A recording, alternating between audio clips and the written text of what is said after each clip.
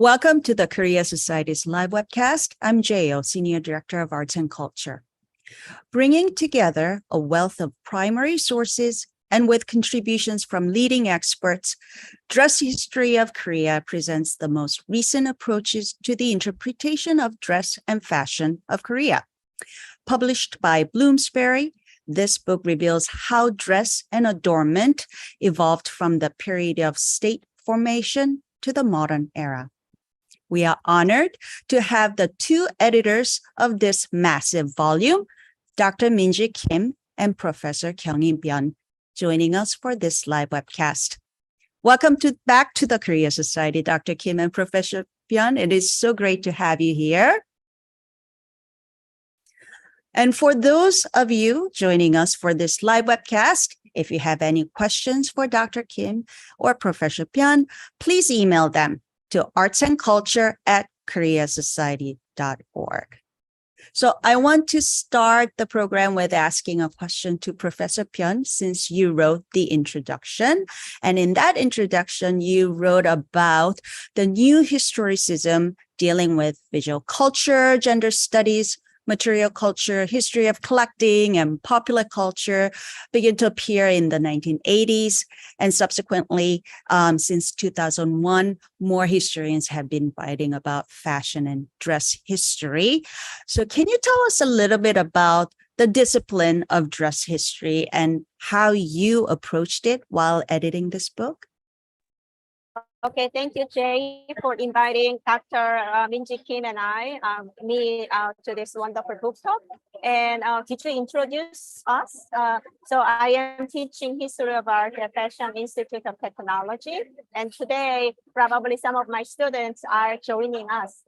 So why did I publish this book? As you can see in the slide, we wanted a good handbook or reference for people interested in Korean dress history as well as fashion. So when I started teaching at FIT, a lot of students want to write a paper on dress history. I usually teach survey of East Asian art, and I give a choice that you take and choose topic. So usually they end up choosing some sort of historical dresses, but then the kind of references they came up with are not sufficient. They are either images scattered on Pinterest. Sometimes I cannot really tell where the original image source came from. So around 2016, we had this event called the Soigné and Sustainable at Fashion Institute of Technology, and that is sponsored by Hamburg Advancement Center. So that was a wonderful opportunity to bring experts as well as good sources. So the next year, 2017, we had this symposium called Documenting Korean Costume, Primary Sources and New Interpretations. So that became actually foundations of this book. So that was 2016-17. And then I think we probably signed up a book contract around 18-19. And then it was a long process during the pandemic. But if you see the picture on the lower right side, these are the group of our contributors, and we remained as a royal partners for 4 or 5 years since then. So that is how this book came into formation. That's great to hear about how this book came to be published. And I do know that it took quite a long time. But I was just wondering, since a lot of the historicism and the methodology are based on Western fashion history, I was wondering if that same sort of methodology could be applied to Korean history of dress. For example, when somebody's looking at 18th century court fashion in France versus 18th century court fashion in Joseon, would there be difference, or did you or your fellow scholars needed to sort of adjust the approach a little bit, or was there no difference? So I will briefly answering this, but then Dr. Minji Kim will follow up on this along with the types of primary sources. So in my own view, I wanted to make this kind of scientific methodology applied to Korean dress history as well. But as you can see, sometimes the socio-economic background is not exactly aligned with the European system. So that's when each scholar has to historicize the how can I say, the type of interpretations that they are dealing with. But in reality, a lot of fashion items that we are dealing with or dress specimen coming from the upper class of society. So when we say dress history, we are not really revealing so much about dress culture of ordinary citizens. It's more about royal families or aristocrats, or in Korea's case, like a yangban or social elite, those kind of people. So in that way, we are talking about history of luxury goods or history of ostentatious consumption. In those matters, methodology is more or less aligned, I must say. So Dr. Kim probably should follow up on this question as well. Yeah, because the subtitle of this volume is Critical Perspectives on Primary Sources. So, Dr. Kim, if you can tell us, what are the primary sources that you are looking at? Yeah, the historians do not say anything without based on the evidence. So history is kind of a story reconstructed based on the available sources. So and then yes, as Professor Byun mentioned, the conference in 2017, this conference, the papers presented in this conference became the base of our book, and the conference title was the Documenting Korean Costume, Primary Sources and New Interpretations. That was actually out of Professor Byun's idea. I wasn't involved at all. But from the beginning of the conference until we finish our book project, I really liked the theme focusing on primary sources. As a historian, I couldn't agree more on the importance of looking at primary sources and their constantly renewing interpretation. That's, I would say, a timeless mission for historical research. And I would like to add one more context for our publication. Actually, current fashion history curriculum offered for global academia students focuses on Euro-American world. Students usually learn from the Egypt and Mesopotamia and Greece and Rome, medieval period and Italian Renaissance, French Baroque and Rococo fashion, and British Victorian era and Edwardian era, and then the 20th century fashion starts in Europe and America, most likely. And in Western academia, fashion was long been understood as Western thing. So recently, in recent scholarship for the past about 3 decades, there have been efforts in the academia to overcome that kind of bias perspective, to decolonize the perspective and decentralize that Eurocentric narrative of history. And in that mood, we came forward to inform the cases of Korea.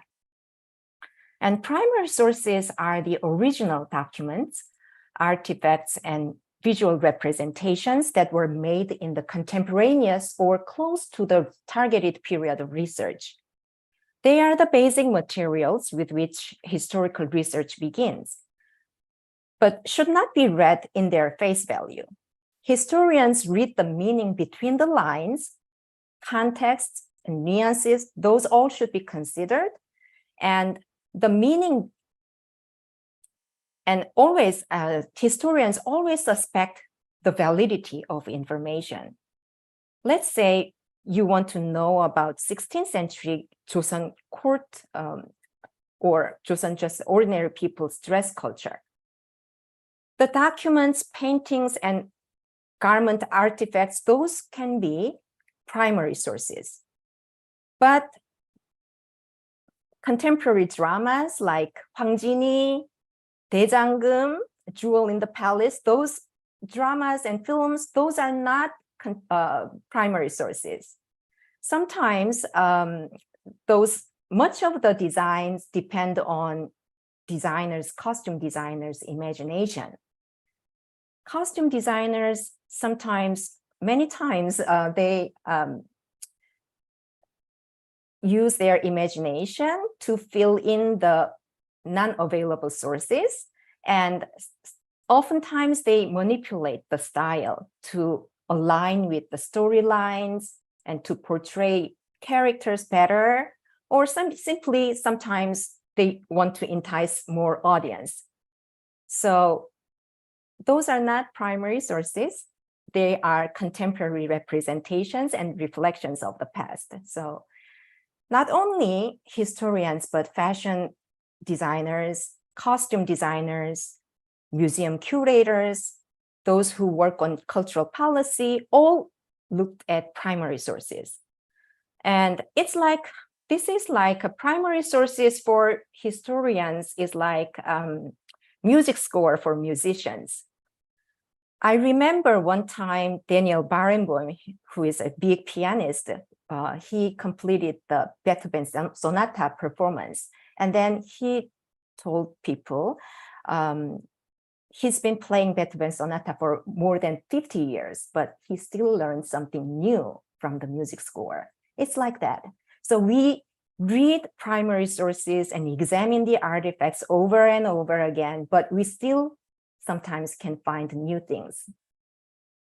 So then, Dr. Kim, your chapter deals with time period that is long time ago, basically, 1st century BCE to 10th century BCE. What is the biggest challenge for you when you're studying these time periods, especially when you're trying to look at the primary sources? During that period, primary sources are so sparse, so rare. So it's really hard to construct a narrative out of primary sources because it's so kind of, it's fragment of information. So that's the biggest challenge, and so much to study. Multidisciplinary methodologies. You have to know archaeology, anthropology, and philology, and you have to learn language as well, the ancient language, the old classic Chinese. So those stuff are very challenging, but it's challenging, but it's fascinating. I'm sure. Yeah. I'm sure. So let's talk about the book. There are 15 contributors writing on this, on very diverse subjects and different periods of time. So if you can give us a brief survey of the book. Go ahead. Okay, although K-pop sparked studies of Korean language and culture, dress history of Korea has been very much understudied. It is even more so if compared to other Asian regions, such as China and Japan. So when we talk about global fashion history, it is in terms of East Asia, it is always Chinese and Japanese dress history that tends to be quote unquote global fashion history. So our book, Dress History of Korea, Critical Perspectives on Primary Sources, is the first anthology that lays the groundwork for English readers' understanding of the long and complex development of dress and fashion in Korea. And our book aims to contribute to the weave of regional dress history and as well as global fashion history. When I say regional, is East Asian dress history. And actually, dress history is a history of human behavior and idea. It tells far more than just clothing, and adornment. The stories of dress and fashion in Korea offer rich research topics through which we can examine the society and people and reshape our understanding of the politics in Korea, law in Korea, economy in Korea, and international relations that sustained Korea throughout the history. So while contemplating a historiography of dress culture in Korea, our book incorporates multiple disciplinary perspectives from the political history, art and design history, philology, museum practice, and anthropology and costume design. And rather than presenting constructed narratives of dress history, our book introduces key primary sources from antiquity to the present that show the way people were dressed in their social and cultural context, discussing the sources, boons, and limitations. Our book consists of an introduction and two body parts. Part 1, primary sources, historiography, and chronological reviews, has 8 chapters that are chronologically organized. The 8 chapters introduce key literature, visual representations, and surviving dress artifacts for interdisciplinary study.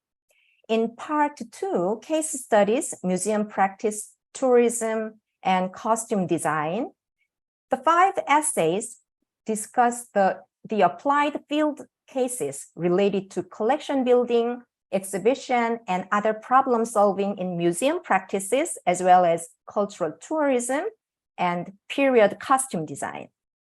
We also compiled English bibliography and provided index at the end.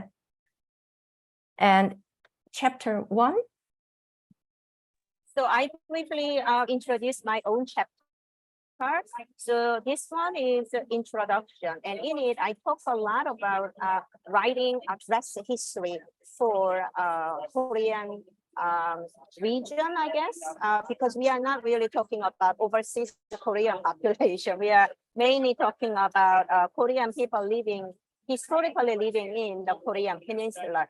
So here, I talk a lot about development of dress history or fashion history or costume history in Europe. And the way they developed this field is through antiquarian interest.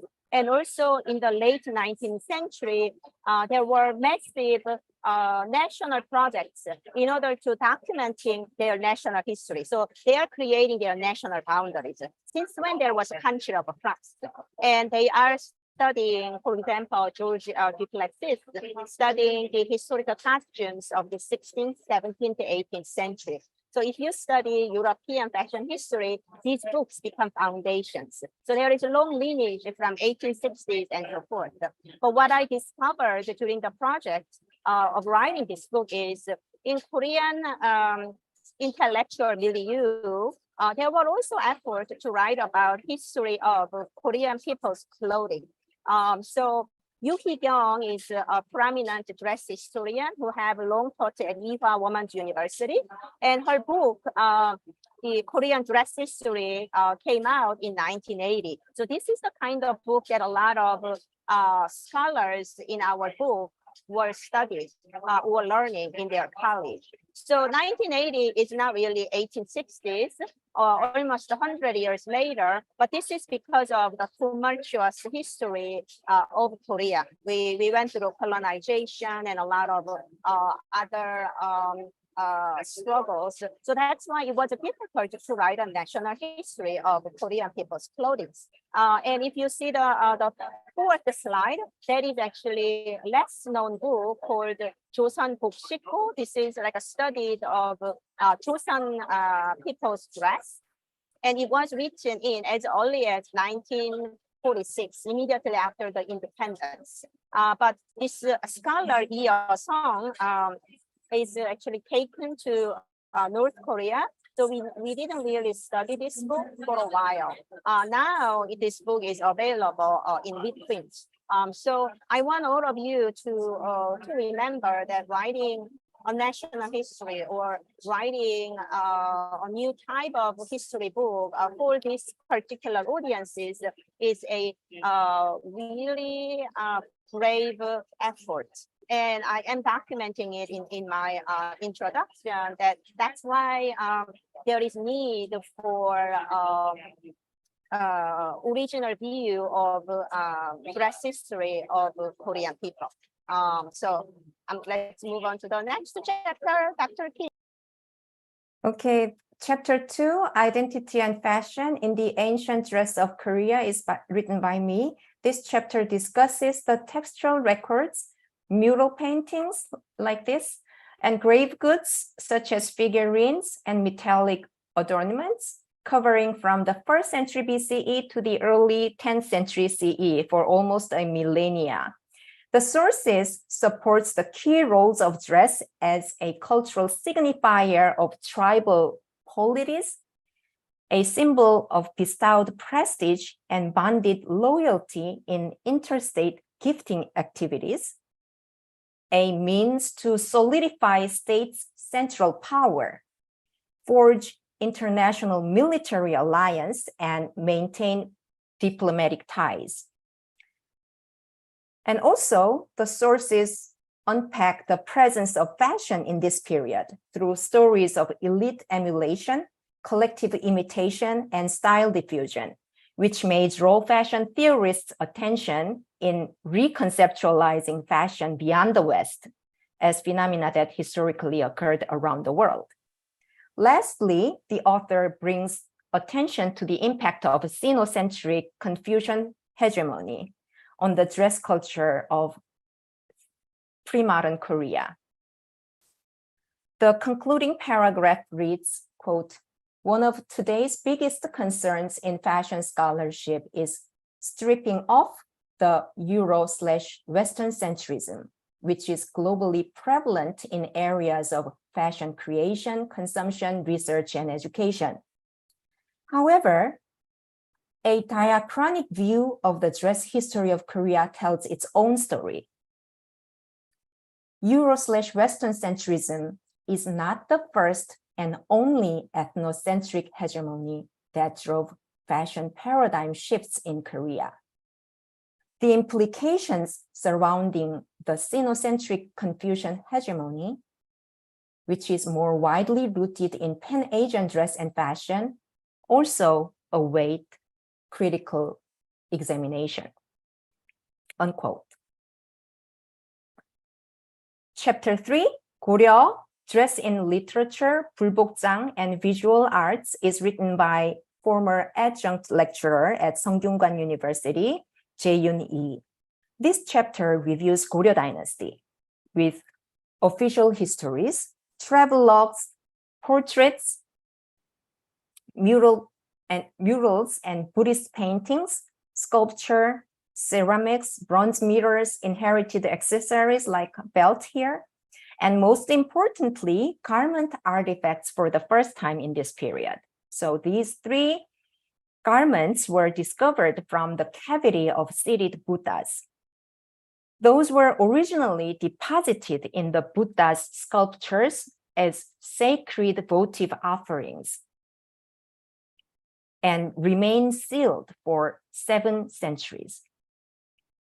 The author suggests broader comparative studies on the sources, as Goryeo contacted with not only Han Chinese dynasties, such as Sung and Ming, but also Khitan's Liao dynasty, Jurchen's Jin dynasty, and Mongol's Yuan dynasty. Chapter 4, Reading Fashion of Joseon, Textual Sources with Clothing Illustrations is written by Professor Ga-young Park at Sunghi Women's College in Seoul. This chapter reviews the Joseon Dynasty's documents, which include clothing diagrams and cloth figure illustrations, cross-checking the extant artifacts, and discusses the source's significance in the context of law, policy, ritual, and ceremony, customs, and ideas and philosophy. The documents are grouped into 5 categories: government publications, official documents, literary anthologies, and other private literary works, encyclopedias and monographs, and travelogues and foreign language textbooks.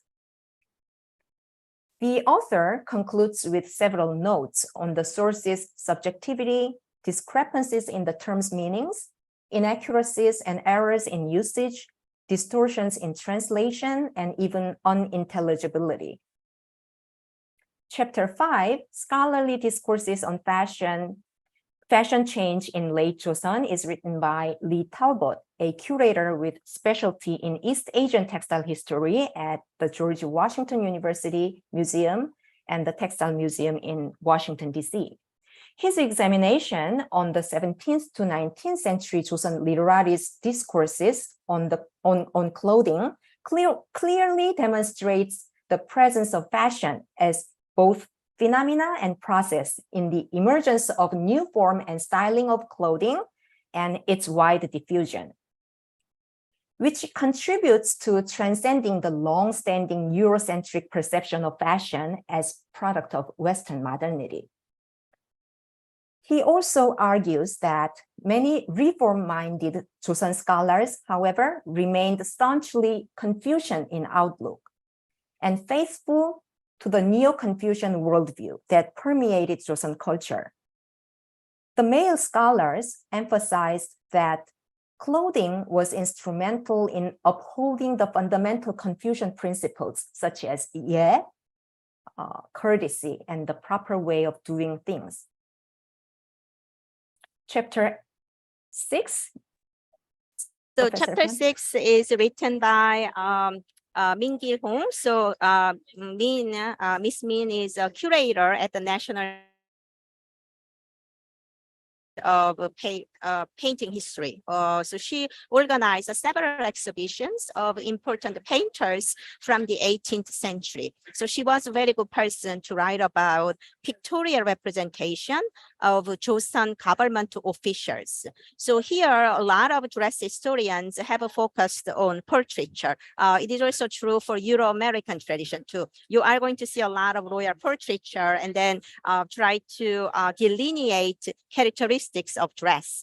So as Dr. Kim just mentioned, a lot of scholars thought that there is no sense of fashion meaning changing trends in clothing design. If you only look at this type of portraiture, because it's an official portraiture, each painter had to follow certain formula. So usually there is a person who's painting the face, versus there are people who are painting dresses only. So dresses are also copied from earlier version to a new version. So sometimes there are discrepancies. When you see the record of regulations on dress of court officials, you will hear something like a certain rank of officials can have double cranes versus a certain lower ranks cannot have double cranes. But in reality, it's not strictly followed. And then also people have certain pictorial depictions. But sometimes in Korean dress history, there is excavated clothes. So if you see the 9 images together, all the way at the bottom row, you are going to see a mysterious animal called Hechi. Hechi is like a 4-legged beast. And that was discovered. So we also know that sometimes civil officers have the Hechi, not the bird. So you have this kind of sort of confusing informations all along, but what we learn from these diverse pictorial sources is people are actually a little bit more, how can I say, inventive and flexible in terms of keeping up with the dress code. When you read the government ceremonials or regulations, it looks really strict and rigid. And of course, you cannot really go beyond your rank. But in reality, like a slight variations were condoned. And also, if you see right side of your slide, there are military uniforms. And there are other types of clothes that Confucian scholars wore in their private domain. So when they are home and greeting guests, they wear those kind of shimui in Korean. In Chinese, it's pronounced as sheni. So you have a white robe with dark outlines. And then at home, they always wore like a top hat as well. So you can see a variety of informations in portraiture, how a gentleman dressed himself for public sphere, like which is on the like a left side. And then, for the private, but it's not really private, but like a non-governmental public affairs, they wore like their Confucian dresses. So this is a fascinating chapter that, when you interpret the primary sources, you need a lot of careful reading depending on the period. And also, I always mention the students that like when you see the primary sources in the ceremonials or regulation book, it will say, certain government officials should wear green, like a, 청록, or like a, like a greenish blue colors. But back in the 18th and 19th century, you didn't have industrial standardization. So when they say blue or green, there are variations within the green or blue. So that's why you have a sort of a different color. Some are really sage green, some are like a blue, aqua blue. So you have these variations. So let's go to the next chapter.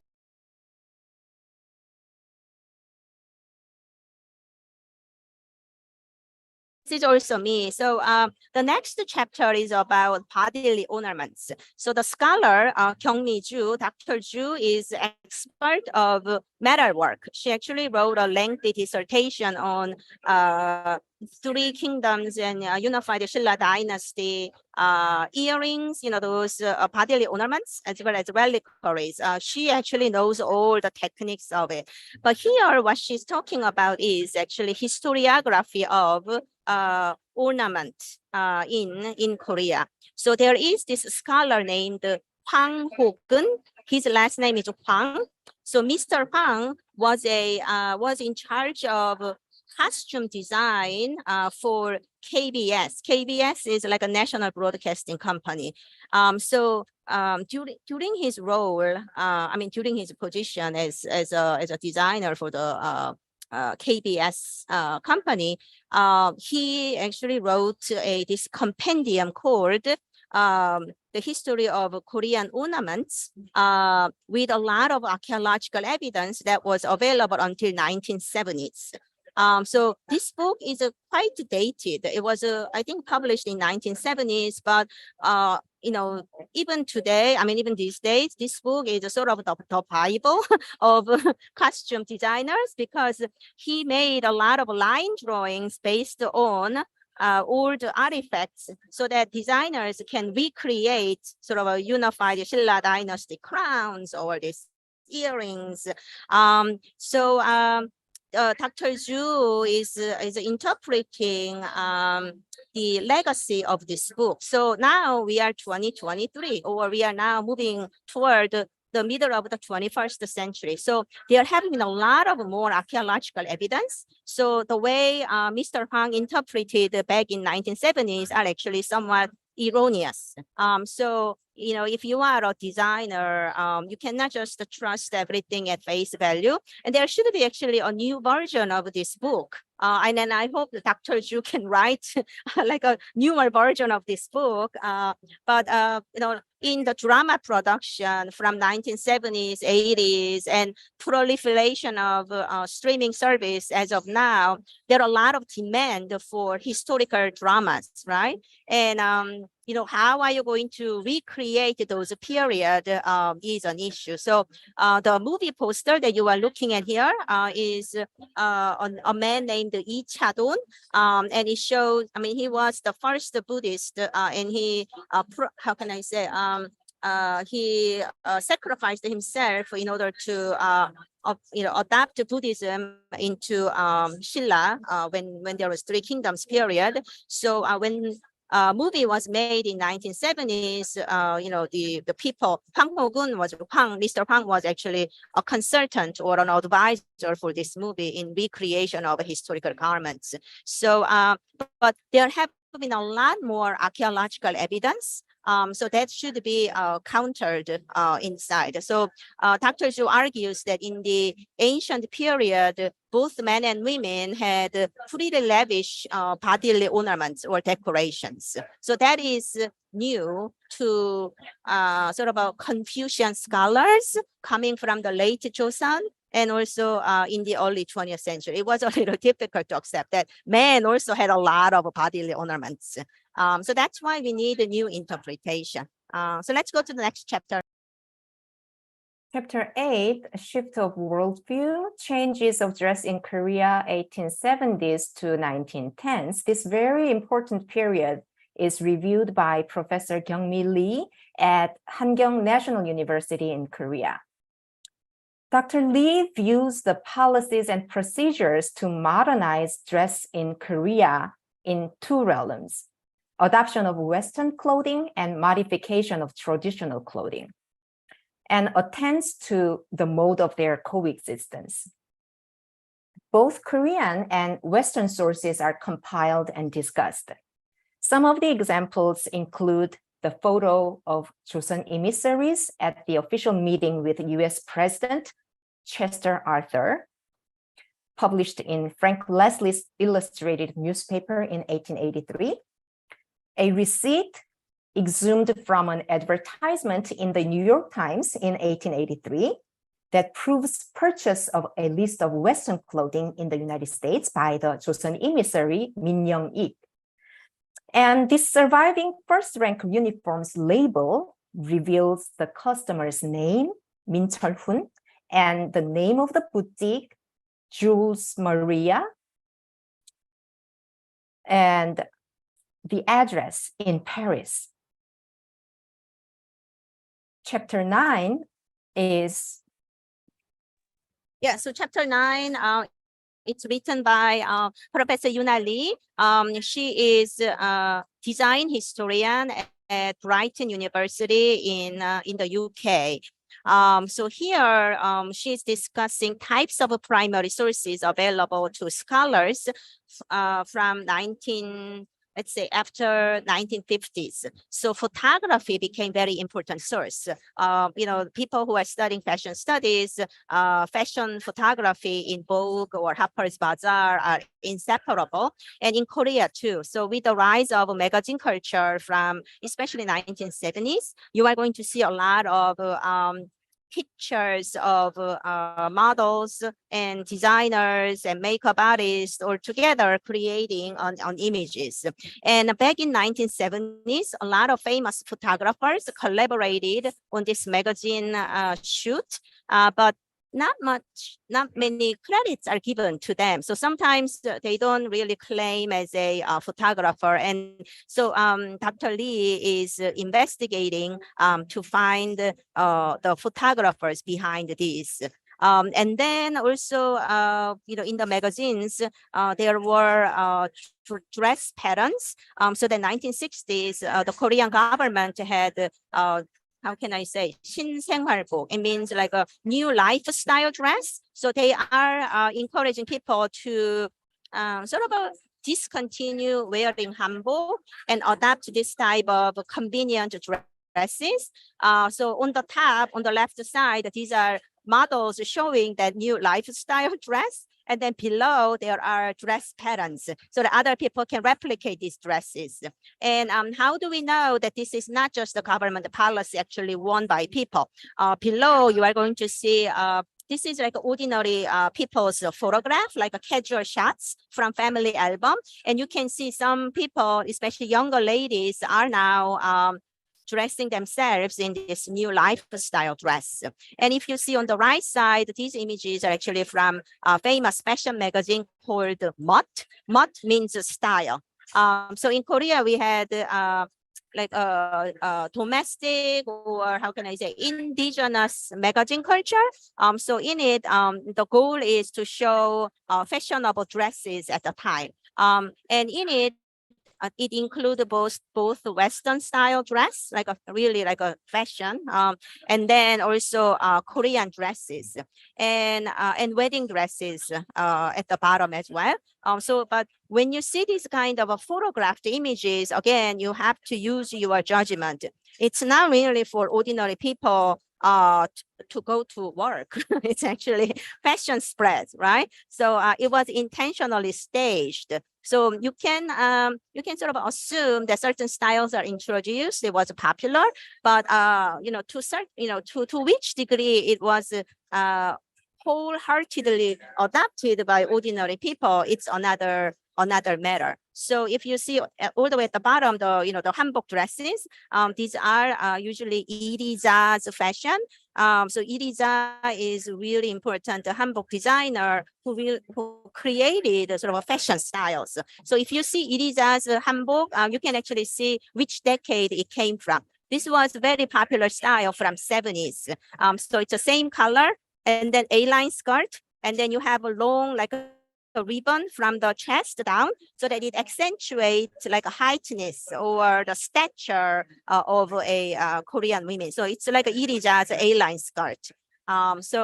This is how we utilize photographs, like a fashion photograph, as sources of dress history. Next chapter. Okay, chapter 10, 출토복식, excavated dress, and the collection at Chungbuk National University Museum is written by Professor Inu Jang at Incheon University in Korea.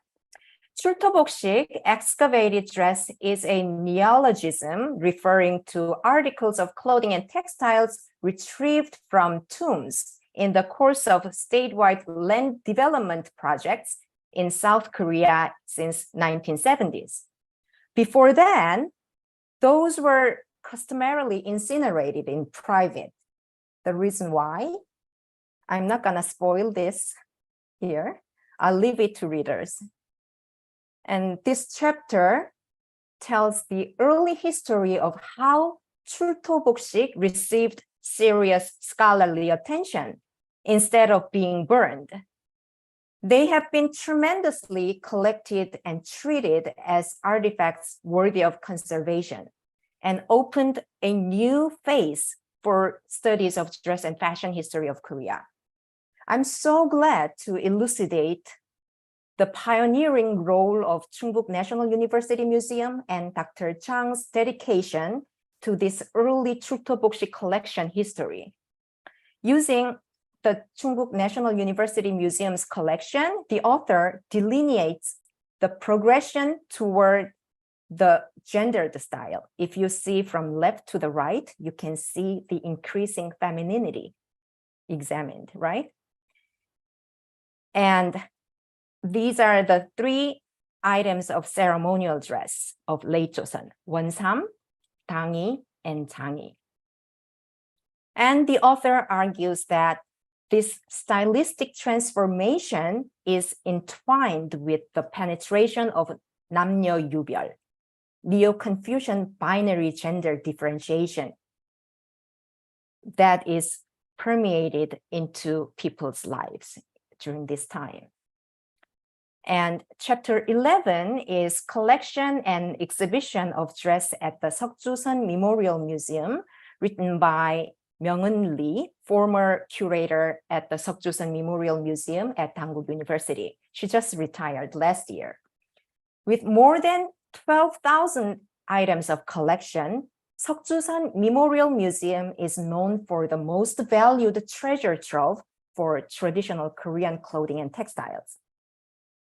Some of their objects are available to view on Google Arts and Culture. The museum is named after Dr. Seokju-sun here. She passed away in 1996. She dedicated her life to collecting, conserving, researching, and educating Korean dress.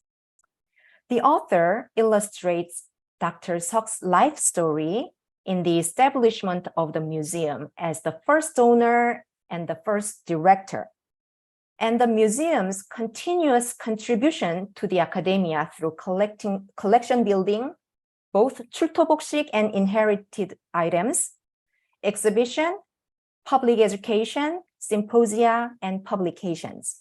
I'm so happy again here to share the Dr. Seok's amazing life story with global readers. The author also wrote about 14 especially significant exhibitions they held to make huge contribution to the dress history scholarship. But unfortunately, due to the limited word counts per chapter, we could only include 7 exhibitions. Chapter 12, acquisition of a replica and identification of mystery items. Case studies in Scotland is written by Dr. Rosina Buckland and me. Dr. Buckland is currently a curator at the British Museum and previously worked at the National Museum of Scotland in Edinburgh, where she was responsible for opening the museum's new East Asia Gallery in 2019, for which she commissioned a replica of Joseon Gunbok, military uniform, to pair with their own collection of jeolib. Jeolib is a felt hat of Joseon military officials. This chapter documents the processes of the acquisition of the gunbok from Korea's national living treasure, master seamstress 구혜자, and the ensemble's display, and stresses the benefit of well-made replica where an original historical object is not visible. This chapter also describes a case of finding and identifying the 19th century Korean clothing artifacts at Perth Museum and Art Gallery in Scotland. One of them is these are 2 of the examples here. And the image on the rightist is kind of mysterious, quite mysterious at the beginning, but was identified as a very rare type of engsam, a robe worn by state exam passers. So you pass the state exam 과거 and you wear this robe, engsam. The yellow lining is very special. We wanted to include at least 1 chapter from anthropologists for wider readership.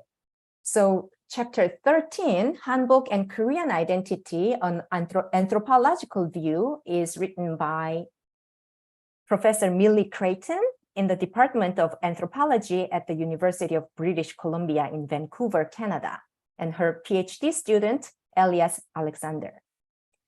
From the viewpoint of cultural anthropology, this chapter explores hanbok as an icon of tradition and identity. Discussing the projected identity and communicated messages through the display of hanbok and modern artifacts inspired by hanbok at the Museum of Anthropology in the University of British Columbia. The author's research on the contemporary role of hanbok in modern tourism and street fashion also finds the continuing role of tradition as living, malleable, and transformable rather than restricted to a fixed past form.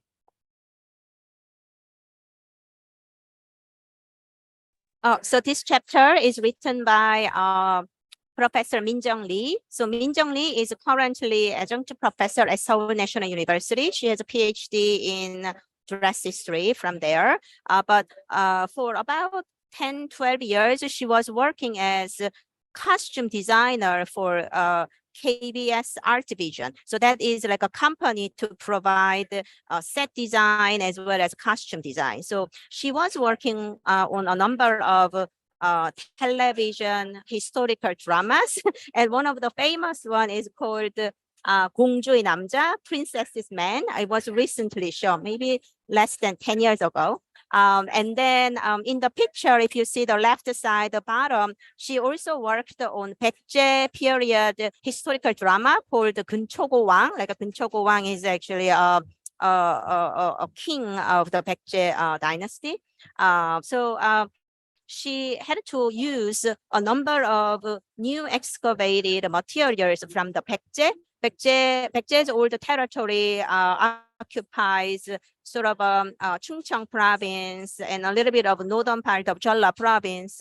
So she utilized a lot of patterns or motifs from the Baekje art objects in order to recreate the dresses. I mean, Baekje dresses are not remaining to present day, so she had to use her imagination along with the help of the costume designers and textile weavers. So you can see at the bottom, you can see the motif that she designed, and eventually it was placed on Queen's long robe. And then if you see on the right side, this is a 19th century princess's dress. The 당의, like a court lady's jacket. So this kind of object is used to recreate clothes for the princess in the drama Princess's Man. So this chapter also talks a lot about recreating arms and armor. So, as a costume designer, she's very budget conscious, right? Like how many clothes she can make or she can recreate depends on how much budget the company assigns to her. So she said, let's say $100,000 is a lot of money, and that is given to her for one historical drama, usually 16 episodes. And she has to use her budget wisely, right? So she want to have all the new clothes, but she has to think about that armor. She says armor is very expensive. These are the realistic, realistic conditions of a costume designer. They want to be truthful to historical background, but to a certain degree allowed by her budget limit. So you must read this. There are a lot of movies like 상의원, that is Royal Tailor. So there are some discussions of recent movies about of some movies with amazing historical costume, and there are like a critique of those creations. So we only have 10 minutes left, so I'm going to stop. And I hope that this presentation gave our viewers just the scale of this book and the different topics, the number of different topics that you talk about. It's almost overwhelming. And I actually have so many questions, but I'm going to start with actually, because it was one of the viewers asked exactly the question I was going to ask. So you mentioned that when you're talking about visual primary sources from the past, it is bound to be sort of heavily about a certain class of people, that of more of the upper echelon of the society. So what do we know about the common people who could not afford to, let's say, have their portraits painted? How do we know how they dressed themselves and how they presented themselves? Is there a way, any way that we can guess? So Dr. Minji Kim will have a more substantial evidence, but in my own class of history of East Asian dress, we talk about this issue, how to reconstruct garments or clothing culture of ordinary people whose artifacts are not really well preserved. Ordinary people relied heavily on natural resources. Korean people, for example, they use a lot of the grain stalks in order to create shoes or hats. And because these are organic materials, obviously, they perished really well and back to the earth. So that's why you don't see a lot of archaeological findings. So how do we reconstruct it? So you have to use the lacunas of the written sources. And then whenever a little, sources are available, you have to be a little bit more, how can I say, flexible and inventive. But in the 18th century, we also have genre painting, meaning painting of everyday lives, right? Like Kim Hong-do, for example, the court painter, he painted a lot of people at labor, people at work. So these are sort of sources. And then if you go down to the late 19th century, a lot of photographs are remaining. American diplomats or European visitors, they also took a lot of pictures. So based on that, you can sort of, recreate and think about late Joseon dynasty. But how do we, what do we know about Three Kingdoms or Goryeo dynasty? So Dr. Kim, you may, Yeah. continue. Yes. Yeah. If you have to produce certain kind of cultural content, like costume designers has to create the period costume for commoners or lower class people, then they refer to very limited sources, but the sources are very limited. So sometimes they refer to the sources neighboring countries like China and Japan. They sometimes refer to the materials, and because fashion in the earlier times were transnational, so they refer to neighboring countries' resources, and they look at the photographs in the late 19th century, very low-class people's photograph, and they use their imagination. So that's the challenge for the creators, but sometimes they use their imagination. So you wrote that in the introduction, Professor Bian, that you want this, both of you wanted this to be a prologue to future studies. What are you looking forward to finding more about? And if there's a grad student who is looking for a PhD dissertation topic and they come to you and ask for an advice of what they would look at and what they would study, is there anything that in particular that you would love to find out or you would love to learn more about? So I will start. So, eventually I want uneducated students can name all those garments by its name. Like when you say hanbok or kimono, these are the dress system of each country, right? It's national boundaries. But each garment has all those names, so for example, like you have a crinoline dress, or you have empire waist dress. When you name those European garments, you sort of know what the look is.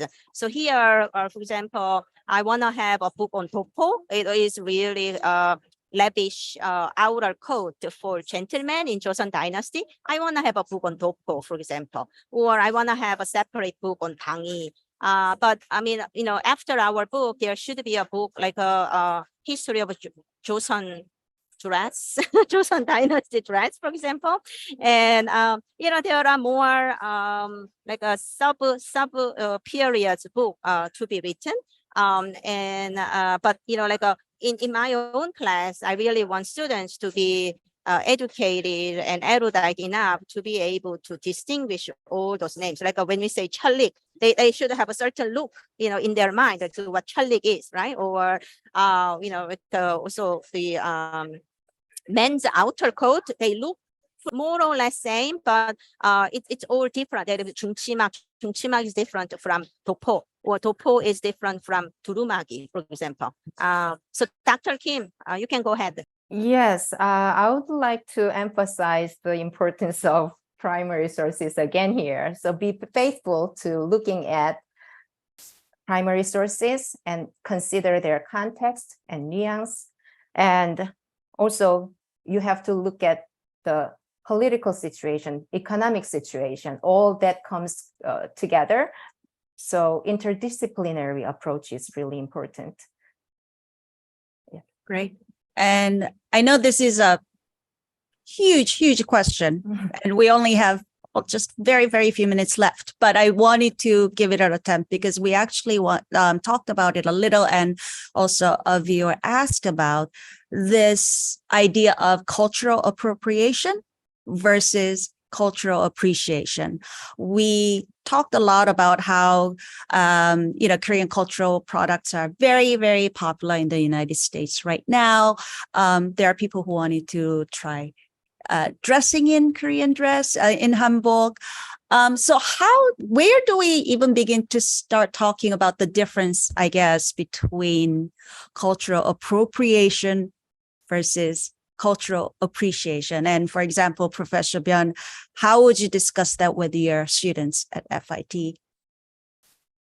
In every class, we have this little discussion prompt about to certain degree, how can you allow cultural appropriation or cultural authentication, right? Like if you want to show your own cultural heritage or identity, how are you going to authenticate it, right? It's not just about Korean people wearing hanbok.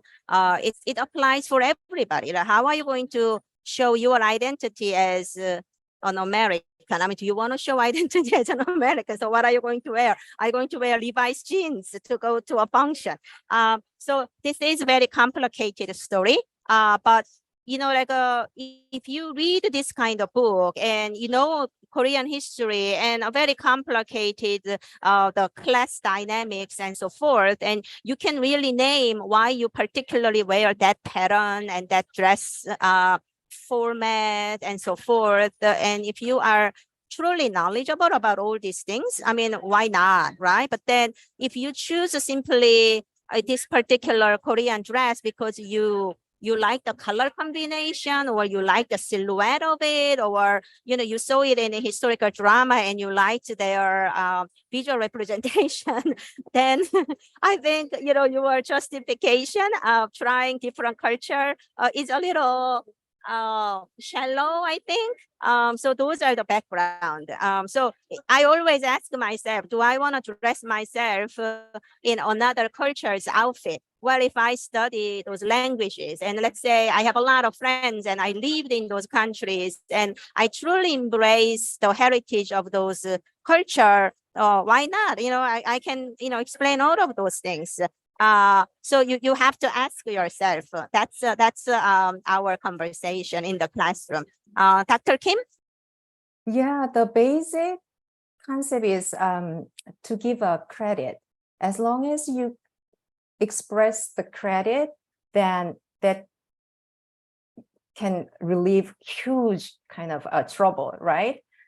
So it's kind of more like ethical area. Cultural appropriation controversy is more like in ethical realm rather than a law area, lawful or unlawful debate.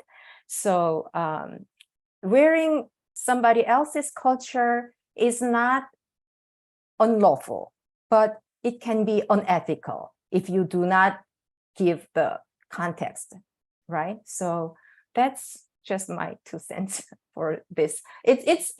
We need more time to discuss about this. We need another hour. Yeah, we need another hour. And every time we have you, I feel like we need another hour. So maybe the next time we can get together, perhaps with other contributors, to talk about, one of the more fascinating chapters, because I literally had 500,000 questions that I didn't get to ask. But for those to our viewers, it is an incredibly fascinating book, and you'll learn so much. So I hope all of you will have a chance to check out this amazing achievement by our 2 editors and the 13 contributors to this book. So thank you again so much for joining us tonight. And special thanks to Peter, our IT director, for making this live webcast a possibility. And thanks to Rachel, the Arts and Culture Program Associate, and our interns, Jinwan, Lily, and Nayan, for all the questions and research. And very special thanks to you, our members and viewers. We hope you'll join us again soon. Please subscribe to our YouTube channel and sign up for our website to find out what's coming up next at the Korea Society. Thanks again, and good night, everybody. Thank you so much for having us. Thank you.